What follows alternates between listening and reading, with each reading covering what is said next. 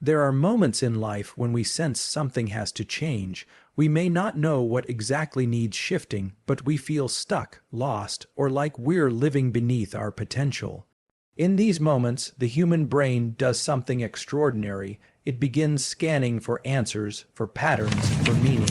And it's in these moments that small, deliberate changes can completely transform the trajectory of our lives. Today, I want to talk about 3 things that, if practiced consistently, have the power to change your life forever. Not because they're trendy and not because they're easy, but because they are grounded in how the human brain and body actually work. These are shifts backed by neuroscience, by human biology, and by what we've come to understand about lasting behavioral change. The first thing is to change your relationship with stress. We often think of stress as the enemy, something to avoid or eliminate. But stress, when understood properly, is one of the most powerful tools we have for growth. When we encounter a challenge, the body activates what's called the sympathetic nervous system. This is part of the autonomic nervous system, which controls things we don't consciously think about, like heart rate, breathing, and digestion. In this fight or flight mode, stress hormones like cortisol and adrenaline flood the body. Your pupils dilate, your heart rate increases, and your attention narrows. It's your body saying, "This matters, focus." This is not dysfunction, it's biology preparing you for action. Now, if we stay in this mode too long without recovery, it can become damaging. But when you learn to interpret stress as readiness, not as danger, it changes everything. You begin to see difficult moments as opportunities to become sharper, stronger, and more resilient.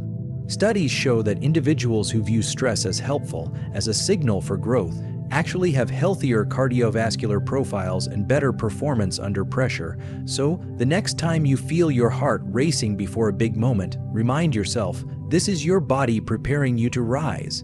The second thing is to master your focus. In today's world, attention is the new currency, and most of us are going broke.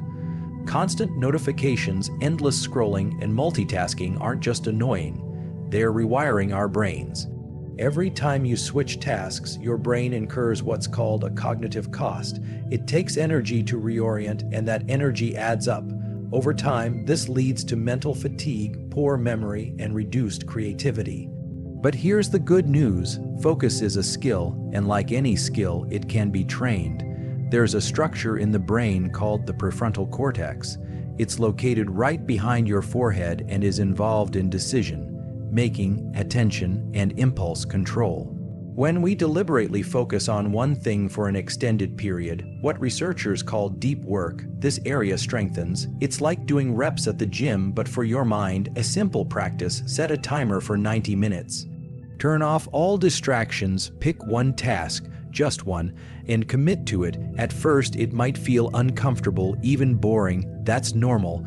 But over time, you'll start to enter a state known as flow, a state where time disappears, effort feels minimal, and performance skyrockets. Athletes, artists, and high-performers rely on this, and it starts with the discipline of protecting your attention like it's your most valuable asset, because it is. The third thing is to build a relationship with consistency. We tend to romanticize breakthrough moments, big wins, sudden transformations, overnight success. But in reality, lasting change comes from small actions repeated over time, and your brain loves patterns. It craves repetition. This is because of a process called neuroplasticity, the brain's ability to rewire itself based on what you repeatedly do, think, or feel. When you practice something daily, whether it's exercise, meditation, journaling, or simply waking up early, neurons in the brain start firing together more easily. Over time, they wire together. This is the basis for habit formation. And the key is not intensity, but frequency. Doing something small every day is far more effective than doing something big once in a while. Think of it this way: brushing your teeth for 2 minutes a day keeps your teeth healthy. Brushing for 60 minutes once a month doesn't. The same principle applies to your mental health, your goals, and your personal growth. If you want to change your life, don't chase intensity, chase consistency. And to help with this, pair your new habit with something you already do. For example, after you make your morning coffee, you sit down and journal for 2 minutes. Over time, that pairing becomes automatic, and the habit sticks. Now, why do these 3 things matter so much? Because they speak to the core of how human beings operate. We are not just thinking creatures. We are biological systems shaped by energy, rhythm, and repetition. When you begin to interpret stress as fuel, train your focus like a muscle, and build habits with consistency, you start to work with your biology instead of against it, and that changes everything. We live in a time where motivation is everywhere, but sustained change is rare. That's because motivation is a spark. It's important, but it doesn't last. What lasts is what you train. What lasts is what you repeat. And what lasts is what aligns with how your brain is wired to grow. If you walk away with one thing today, let it be this: small changes matter, not because they feel dramatic, but because your brain is always watching, it's always adapting, it's listening to your choices, and it's building you accordingly. You don't need a massive breakthrough to change your life. You need 3 small levers pulled consistently that compound over time. Change your relationship with stress, train your focus, build with consistency. Do these 3 things, and you will not only change your habits, you will change your brain, and when you change your brain, you change your life. Most people think of stress as something bad. When we hear the word stress, we often picture someone overwhelmed, anxious, or exhausted. We tend to believe that stress is something to avoid, something that damages our health and gets in the way of happiness. But what if that idea is only partly true? What if stress itself isn't always the enemy, but rather the way we interpret it is what really matters? Let's take a closer look at what stress actually is. Stress is the body's natural response to a challenge. It is how your brain and body prepare you to deal with something important. When you feel stressed, your brain sends signals to the rest of your body. Your heart starts beating faster, your breathing changes, your senses become sharper, you feel more alert and focused. This reaction is not random, it is your body getting ready to take action. This is known as the stress response, and it has been part of human survival for thousands of years. Think back to ancient times. If a person saw a wild animal or was in danger, that sudden burst of stress helped them survive. It gave them energy to run, fight, or think quickly. That same system still exists in us today, even though our daily problems are usually not life-threatening. The stress we feel today might come from work pressure, public speaking, exams, family issues, or big decisions, but our body responds in a similar way as it did to real threats long ago. Now, here's the key idea. It is not just the stress itself that affects us. It is how we think about the stress. If you believe that stress is harmful, that it means something is wrong with you, or that you're not coping, then that belief adds more fear and anxiety. It becomes a cycle. You feel stress, then feel bad for feeling stressed, which increases the stress even more. Over time, this can lead to burnout or illness, but something powerful happens when you change your mindset. When you start to see stress as a sign that you care about something important, that you are preparing for a challenge, then your body responds differently. Scientists have studied this. People who view stress as helpful, people who think, my heart is racing because I'm ready, or I feel nervous because this matters, those people actually perform better. They feel more in control and they recover faster afterward. Their blood vessels stay more relaxed. Their heart continues to beat strongly, but their body does not act like it's in danger. Instead, it acts like it's getting ready for peak performance. Let's take an example. Imagine a student who is about to take a big exam. Her heart is beating fast. Her palms are sweaty. She feels the pressure. One version of that story is that she says to herself, I'm freaking out. I can't do this. This means I'm not prepared. That thought leads to more stress and her mind might go blank during the test. But now imagine that same student saying, okay, my body is getting me ready. This test is important and I care about doing well. My heart is beating fast because I need energy to think clearly. That shift in how she sees her stress can change her performance. This does not mean that stress feels good. It still brings physical sensations that can be uncomfortable, but understanding the purpose behind those feelings makes them easier to manage. Instead of trying to avoid stress completely, we learn to work with it. We learn to listen to what it is telling us. Often, stress shows up when we are on the edge of growth, before a big decision, a presentation, or something new and difficult. If you think about your own life, you might notice that some of your proudest moments came after going through something stressful. Growth and stress often go hand in hand. There is another benefit too. When you see stress as useful, it helps build something called resilience. Resilience means being able to recover from difficulties. It means bouncing back after a challenge. Resilient people are not people who never feel stress. They are people who learn from it. Each time you face a tough situation and remind yourself, "I'm ready for this," you teach your brain that you can handle more than you thought. Over time, you build confidence. You become stronger, not weaker. Of course, there are limits. If you are constantly stressed, with no time to rest or recover, that can wear down your body and mind. Chronic stress, meaning stress that never seems to stop, is different from short-term stress.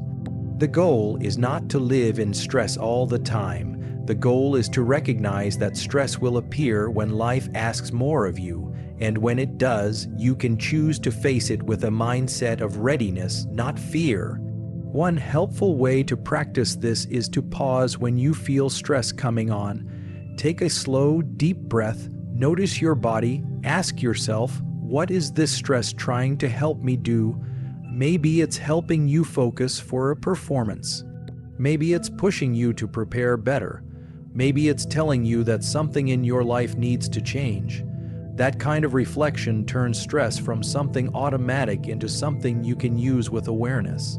Over time, this habit changes how your brain reacts. The brain is always learning from your thoughts and behavior. It adjusts based on what you practice. This is called neuroplasticity. When you keep practicing a mindset that sees stress as preparation, not panic, your brain learns to stay calmer and more focused under pressure. You create new pathways that support resilience and self-control. So instead of fearing stress or trying to erase it, we can start to respect it. We can see it as our body's way of saying, "This is important, get ready." We can use it as a tool to sharpen our skills, to stay alert, and to step into challenges with greater strength. And when we do, we not only improve how we perform, we also improve how we grow. Stress does not have to be the enemy. When we change the way we think about it, we change how it affects us. And in doing so, we unlock a powerful truth. The very thing we once thought would break us may be the thing that builds us. There's something important happening in your body every time you feel stress, and it's happening whether or not you're aware of it. It's called the sympathetic nervous system. Most people don't think about it, but it plays a huge role in how we react to challenges, pressure, and even danger.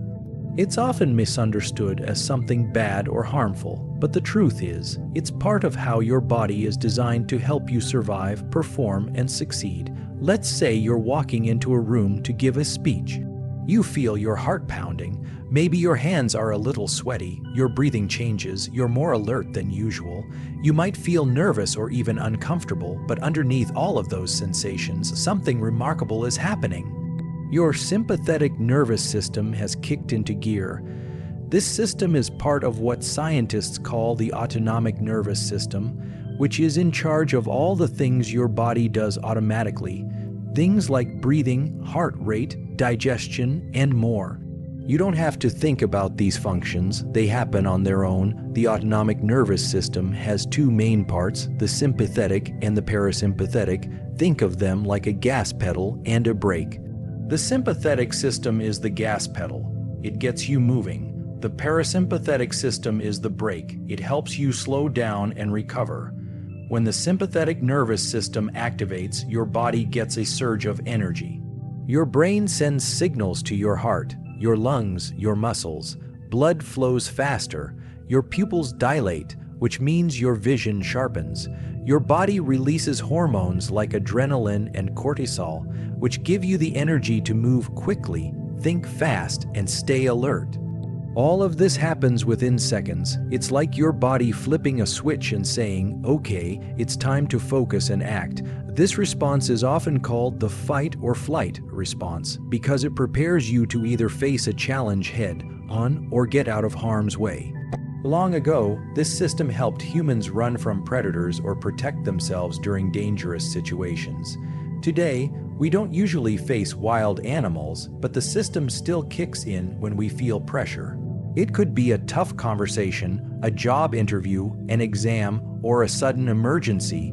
Your sympathetic nervous system doesn't care what the threat is. It just wants to help you deal with it, and that's the key point. This system is not your enemy.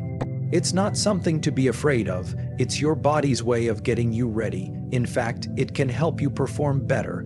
Many athletes, performers, and leaders learn to use this burst of energy and focus to their advantage. That edge they feel before stepping onto a stage or into a competition is their sympathetic system doing its job. It's helping them rise to the moment. Now, if that system stayed on all the time, that would be a problem. The body isn't meant to be in fight or flight mode constantly. It needs rest too. That's where the other part of the nervous system, the parasympathetic, comes in. This system helps you relax, recover, and heal. After the challenge is over, your parasympathetic system helps bring everything back to normal. Your heart rate slows, your breathing becomes deeper and calmer, and your muscles relax. You feel more at ease. This balance between action and recovery is what keeps us healthy and strong. Trouble starts when the sympathetic system gets activated too often, for too long, without enough recovery. This is what we call chronic stress.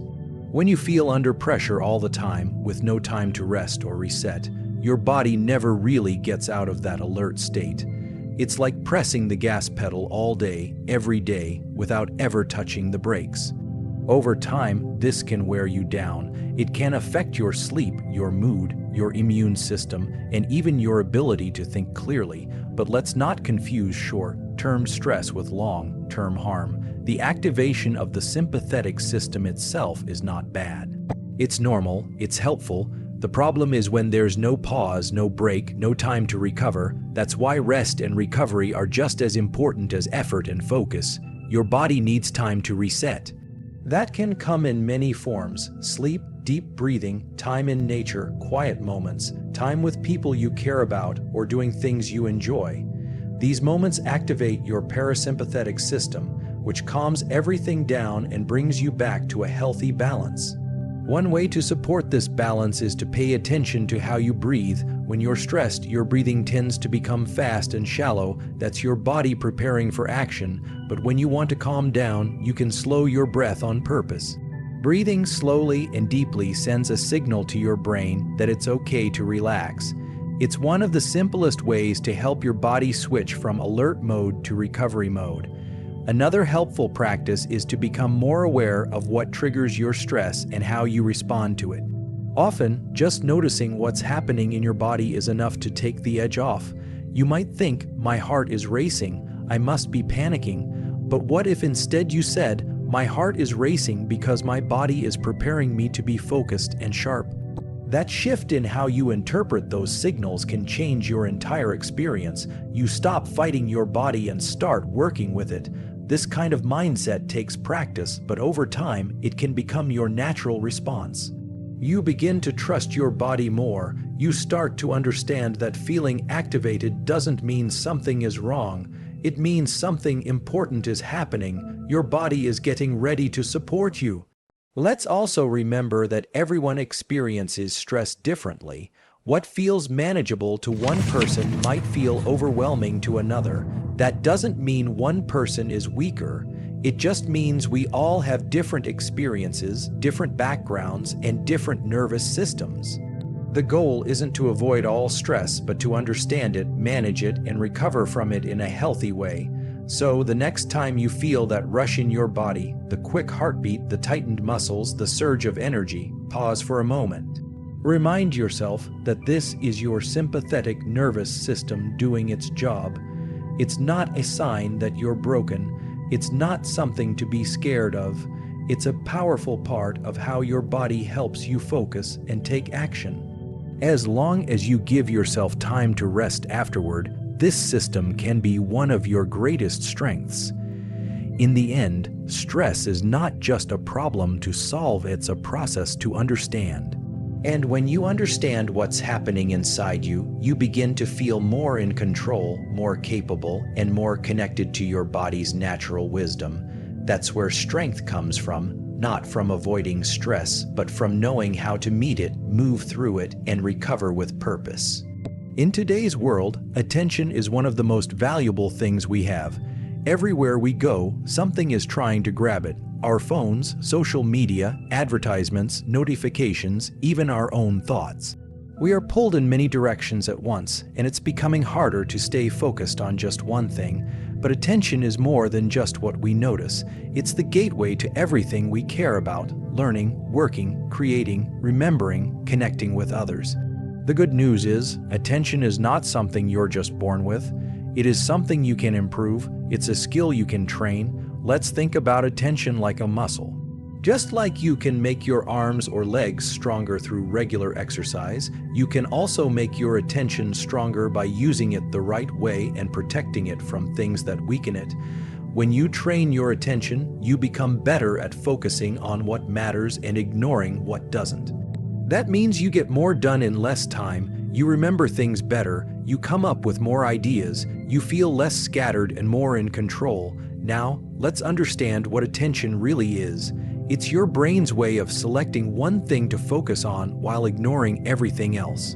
Imagine being in a noisy room and listening to just one person talk, or reading a book while other people are chatting nearby. Your brain is always filtering what to pay attention to, but if you don't practice focusing, your attention starts jumping around.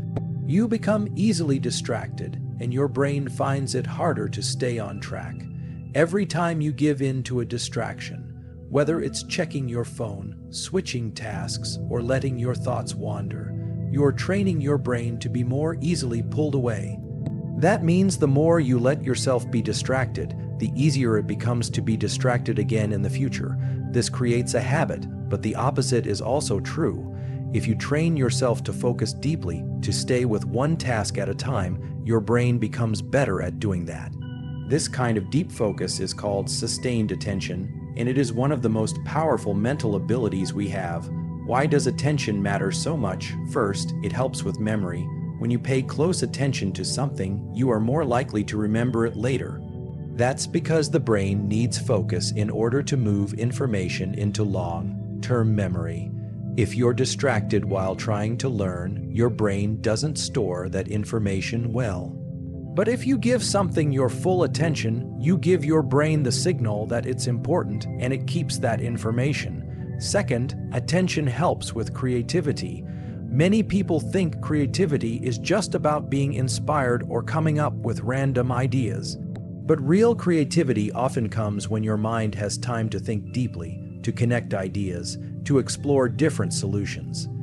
That kind of thinking doesn't happen when you're constantly switching tasks or checking your phone. It happens when you're focused in letting your mind work on a problem with patience. Some of the best ideas come not when we're rushing, but when we're quietly focused, letting thoughts come together naturally.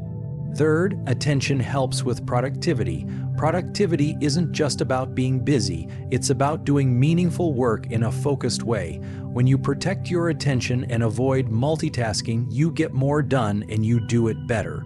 Research shows that multitasking, trying to do many things at once, actually slows you down and lowers the quality of your work. That's because your brain has to keep switching back and forth, and it takes time to refocus each time. If you want to be productive, the best thing you can do is give one task your full attention, finish it, then move to the next. Now, let's talk about how to train attention. Just like building physical strength takes effort, so does building mental focus. But it doesn't have to be complicated. One simple way to start is by practicing single-tasking. That means doing one thing at a time and resisting the urge to check something else. If you're reading, just read. If you're writing, just write. If you're talking to someone, give them your full attention. Even doing this for short periods of time trains your brain to focus more deeply. Another helpful practice is setting aside time every day to be completely undistracted. You can call it focus time or deep work time. During this time, turn off your notifications, put your phone away, and give your full attention to one task. Start with just 20 or 30 minutes. Over time, you'll find that you can stay focused for longer and longer. Your brain will learn that this is important time, and it will help you stay in that focused state. It's also important to take care of your body and mind. Sleep, exercise, and nutrition all affect attention. When you're tired or stressed, it's much harder to focus. When your body feels good, your mind works better. That's why getting enough sleep, moving your body, and eating well are not just good for your health, they're good for your attention too. You can also improve attention by learning how to manage distractions. This means setting up your environment in a way that supports focus. For example, turning off notifications on your devices, cleaning up your workspace, or setting a timer to stay focused. It's not about being perfect. It's about creating the right conditions to help your mind do its best work. Mindfulness practices like meditation or simply sitting quietly and focusing on your breath can also help. These practices are like weightlifting for your attention. They teach you to notice when your mind has wandered and gently bring it back. This builds the mental muscle of awareness and control. Even a few minutes a day can make a big difference over time. Most importantly, don't be discouraged if focus feels hard at first. That's normal. We live in a noisy world, but attention is like any other skill. It gets better with practice. The more you train it, the easier it becomes. And the benefits are huge. You'll be able to think more clearly, work more efficiently, solve problems better, and feel more present in your daily life. So, instead of seeing attention as something you either have or don't have, see it as something you can shape. Every moment you choose to focus, every time you bring your mind back to the task, you are building something powerful. You are strengthening your ability to learn, create, and achieve what matters most to you. Your brain is an amazing organ. It controls your thoughts, your movements, your feelings, and even how you make choices in life. One part of the brain that plays a big role in helping you stay focused and make good decisions is called the prefrontal cortex. This part of the brain sits right behind your forehead. It's often called the thinking brain or executive brain because it helps you plan, concentrate, solve problems, and manage your actions. Every time you make a decision, resist a distraction, or stay focused on something important, you are using your prefrontal cortex. It works hard to keep you on track, but like any part of the body, this brain region can become stronger with practice, or weaker if not used properly. It depends on how you use it every day. Think of your prefrontal cortex like a mental muscle. When you use it to do deep, focused work without interruptions, you're training it to become more effective. Over time, this helps you stay more focused, make better choices, and be less distracted by things that don't matter. But if your attention is always being pulled away, if you're constantly switching from one thing to another or letting distractions control your time, then that mental muscle gets weaker. It becomes harder to concentrate, and your decision-making becomes less sharp. Let's imagine for a moment that you're trying to read a book. At the same time, your phone is buzzing with messages, music is playing in the background, and you're thinking about what you're going to have for dinner. In that moment, your prefrontal cortex is trying to work, but it's being pulled in many directions. It can't do its best job because it's overloaded. That's how many of us live every day, juggling several things at once, jumping from one task to another, rarely giving our full attention to just one thing. But something powerful happens when you turn off the noise and give your mind space to focus. When you sit down with a task, whether it's writing, studying, drawing, or solving a problem, and give it your full attention, your brain starts to work differently. Your prefrontal cortex becomes more active, more organized, and more efficient. You start to see the task more clearly. You remember things better, you understand more, your thinking becomes sharper. Over time, this kind of deep, focused work actually changes the brain. It strengthens the circuits in the prefrontal cortex so that it becomes easier to concentrate the next time. This isn't just a feeling, it's something scientists can see. Brain scans show that when people practice deep focus regularly, their prefrontal cortex becomes more connected and more powerful. That means their brains become better at tuning out distractions, sticking with tasks, and staying calm under pressure. It's a real change in the structure and function of the brain caused by how it's being used. Now, it's important to understand that deep focus doesn't mean working harder or stressing out. It means creating space to do something with your full attention. It means choosing to do one thing at a time rather than many things at once. And it means protecting your attention from the things that steal it, like constant notifications, background noise, or the urge to check your phone every few minutes. Training your brain in this way doesn't require special tools. You don't need a new app or a fancy schedule. What you need is a simple habit. Set aside time every day to do something important with full focus. It could be 30 minutes of writing, reading, learning, building, or reflecting. During that time, turn off everything else. Let your brain settle into the task. At first, it might feel difficult. Your mind might wander. You might feel bored or restless. That's okay. That's just the brain adjusting to a new way of working. With practice, it gets easier, and the more you do it, the more natural it becomes. Another way to help the prefrontal cortex grow stronger is to avoid constant multitasking. It might seem like doing many things at once is efficient, but in reality, it often leads to mistakes and mental exhaustion. When you jump between tasks, your brain has to keep switching gears. That uses up mental energy and makes it harder to do any one thing well. By focusing on one task at a time, you save energy and allow your brain to go deeper. You actually get more done, and the work is usually better. The prefrontal cortex also plays a big role in self-control. This includes managing your emotions, stopping yourself from acting on impulse, and making thoughtful decisions. The more often you choose to pause and think before reacting, the stronger this part of the brain becomes. That's why people who practice mindfulness or reflection often have better focus and emotional control. They've trained their brains to slow down, stay aware, and act with intention. You can also strengthen the prefrontal cortex by challenging yourself with tasks that require effort and thinking. For example, learning a new skill, solving puzzles, or reading something complex.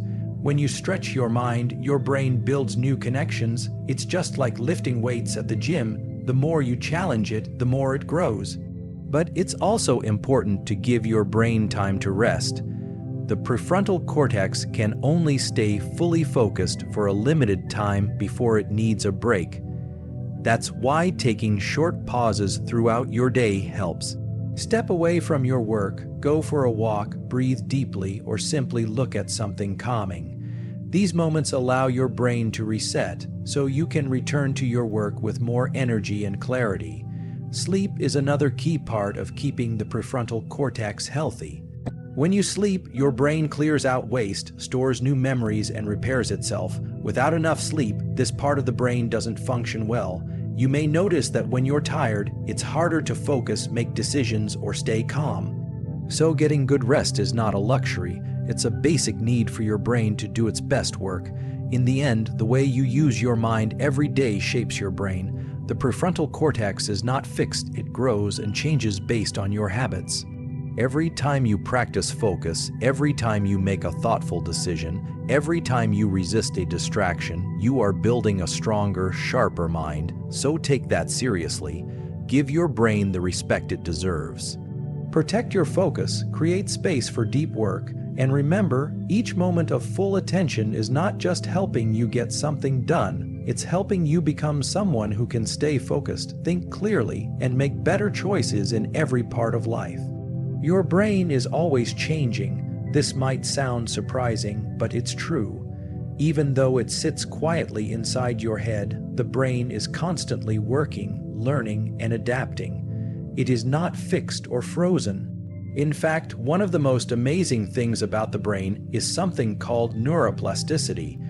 This is a word that simply means your brain has the ability to change its structure and function based on what you do, think, and experience, especially the things you do over and over again. Neuroplasticity is a natural process. It's how babies learn to talk, walk, and understand the world. It's how we remember things, build skills, and form habits. And the best part, it doesn't stop when you grow up. Even in adulthood, the brain keeps changing. It keeps building and shaping itself based on the choices you make and the actions you take each day. Let's imagine the brain as a huge forest with many paths. Every time you repeat a thought or behavior, it's like walking the same path again and again. The more often you walk that path, the clearer and easier it becomes. Over time, it turns into a main road. That's how habits form. The brain starts to make certain pathways stronger, faster, and more automatic because you're using them more often. That's neuroplasticity in action. Now think about what that means in everyday life. If you practice kindness, your brain builds pathways that make kindness easier next time. If you worry often, your brain gets better at worrying. If you focus daily, your brain becomes better at paying attention. If you spend time learning a skill or repeating a behavior, no matter how small it adds up, your brain is always watching and wiring itself to match what you do most often. This is why small, daily habits are so powerful. They might not seem like much in the moment, but over time they shape the way your brain works. Brushing your teeth doesn't change your life in one day, but doing it every day keeps your mouth healthy. The same is true for mental habits. A few minutes of reading, journaling, practicing gratitude, or taking quiet time each day can lead to big changes in how you think, feel, and act over weeks, months, and years. Science has shown that even very small actions, repeated daily, create real physical changes in the brain. For example, studies on people who learn to play a musical instrument, meditate, or practice a new language show that their brains begin to form new connections. The parts of their brain related to those skills become stronger and more active. This doesn't happen after just one try. It happens through regular, repeated practice through habit. The same is true for movement and exercise. When you move your body regularly, your brain improves its coordination, balance, and focus. Exercise also increases certain chemicals in the brain that help you feel good and think clearly. But again, the benefit comes from consistency. One workout helps for a short time. A habit of movement changes the brain in long, lasting ways. Another powerful example of neuroplasticity is recovery after injury. When someone has a stroke or brain injury, they may lose the ability to move a hand, speak clearly, or remember things. But through therapy and repeated effort, many people regain those abilities. That's because other parts of the brain can learn to take over the lost functions. The brain literally rewires itself to adapt. This is neuroplasticity at work in one of its most dramatic forms, but the same principle applies to everyone, every day, in smaller ways. It's also important to remember that neuroplasticity works both ways. Just like good habits build strong and useful brain connections, negative habits can also take root. For example, if you spend many hours each day mindlessly scrolling on your phone, your brain becomes wired for short attention and quick rewards. If you constantly tell yourself you're not good enough, your brain builds that belief deeper into your thinking. That's why being aware of your daily choices matters. What you do often becomes who you are, not because of magic, but because your brain is shaped by repetition. But there is hope in that, too, because it means that change is always possible. You are not stuck. You can teach your brain new ways to work. It doesn't matter how old you are or how long a habit has been there.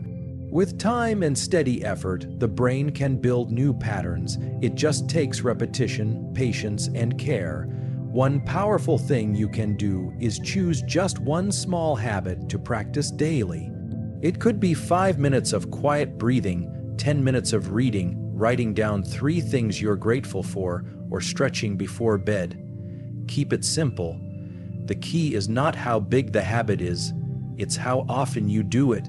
Each time you repeat it, you are walking that mental path, making it smoother and more automatic, and the longer you stick with it, the more natural it becomes. You don't have to be perfect. Missing a day doesn't ruin everything. What matters most is returning to the habit again and again. This is how the brain learns best, not through pressure, but through gentle, steady repetition. Over time, your brain starts to expect the habit. It becomes easier. Eventually, it becomes part of who you are. Neuroplasticity teaches us that our brains are always listening. They are shaped by what we do, how we think, and what we believe, especially when those things are repeated.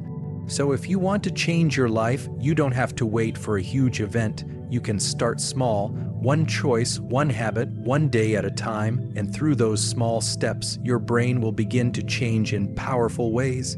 That's the real gift of neuroplasticity. It puts the power of change in your hands. Your brain is not fixed. It's alive, flexible, and ready to grow. Every time you take a positive action, even a small one, you are shaping your future. You are building a brain that supports the person you want to become. So don't underestimate your daily habits. They are the quiet builders of your brain, your mindset, and your life. With patience, purpose, and practice, you can rewire your mind, and in doing so, change everything. When we think about making big changes in life, many of us imagine doing something huge. We think that if we just work harder for one day, stay up all night, or push ourselves beyond our limits, we'll finally change. It might feel exciting to start with a big burst of effort. We make a promise to ourselves to eat better, exercise every day, meditate for an hour, or never waste time again. But after a few days, that strong feeling fades. We feel tired, we skip one day, then another, and before long, we're back where we started. The truth is, big effort in a short burst doesn't last. Real change happens slowly, quietly, and steadily. It's not about doing something one time with great force, it's about doing something small again and again with care. The most powerful changes come from consistency. That means doing a little bit regularly without stopping. Think of it like planting a seed. You don't shout at it to grow or pour a whole bucket of water once and expect it to bloom the next day. You water it every day, you give it sun, you check on it, and over time, that seed grows into something strong and beautiful. The brain and behavior work in the same way. Every time you do something, you send a signal to your brain. If you do it once, your brain notices. If you do it often, your brain remembers. The more you repeat a behavior, the more your brain builds a path for it. That path gets stronger and smoother. It becomes easier to travel. That's how habits form. That's how new skills grow. It's how your mind and body start to change. Let's take an example. Imagine you want to get better at reading. If you read one whole book in one night and then don't read again for a month, it might feel impressive, but it doesn't help your brain build the reading habit. On the other hand, if you read just 10 pages a day, every day, in a few months you will have read several books. And even more important, your brain will start to expect that quiet reading time. It will feel natural. You won't have to force yourself. It will become part of your day. That's the power of small, consistent actions. The same is true for physical health. You don't have to run a marathon or lift heavy weights every time you work out. Just walking for 20 minutes a day, stretching every morning, or doing a few push-ups consistently makes a big difference over time. Your body begins to change, slowly but surely. You gain strength, balance, and energy, and because you're not overdoing it, you're more likely to stick with it. You're less likely to burn out or give up. There's also something important happening in your brain during all of this. When you repeat small actions every day, your brain rewires itself. This is called neuroplasticity, the brain's ability to change based on what you do often. The brain learns, this is something we do now. It starts to build faster and stronger connections that support the new habit. The more you practice, the more automatic the habit becomes. After a while, you don't have to think about it. It feels easy, it becomes part of who you are, but when you rely only on intense efforts, those once-in-a-while bursts of energy, your brain doesn't get the same message. It might notice the big push, but it doesn't see a pattern. It doesn't build those strong connections. That's why many people feel like they start over again and again without really changing. They go hard for a short time, then stop. Without consistency, the brain doesn't adapt. And without that adaptation, lasting transformation doesn't happen. Consistency also helps you trust yourself. Every time you follow through on a small promise, you build self-respect. You prove to yourself that you can be reliable, that you can make a plan and stick to it. This builds confidence. You begin to feel proud, not because you did something huge, but because you did something steady. That feeling of progress gives you energy to keep going. There's nothing wrong with having moments of big motivation. Those moments can help you start, but it's the small, repeated actions that carry you forward. Even if you don't feel like doing it, showing up in a small way matters. Taking 5 minutes to journal. Drinking 1 glass of water, taking 3 deep breaths. Those things may seem tiny, but they are signals. They are messages to your brain. This is who I want to be. Over time, those messages add up. They shape how you think, how you act, and what you believe about yourself. One of the best parts about focusing on consistency is that it removes pressure. You don't need to be perfect. You don't have to do everything right. You just need to keep going. If you miss a day, you don't give up. You just start again the next day. Progress is not about never falling. It's about standing up again and again. That's how you build strength, not just in your brain and body, but also in your character. You can apply this to almost any part of life. If you want to learn a new language, practice a little bit every day. If you want better relationships, reach out to someone you care about each day. If you want to be calmer, spend a few minutes breathing slowly each morning.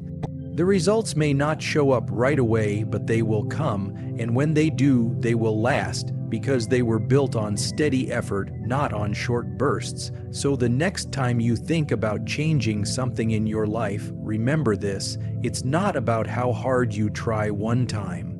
It's about how gently, how patiently, and how regularly you return to what matters. Big change comes from small steps, repeated with love and care. That is the quiet power of consistency.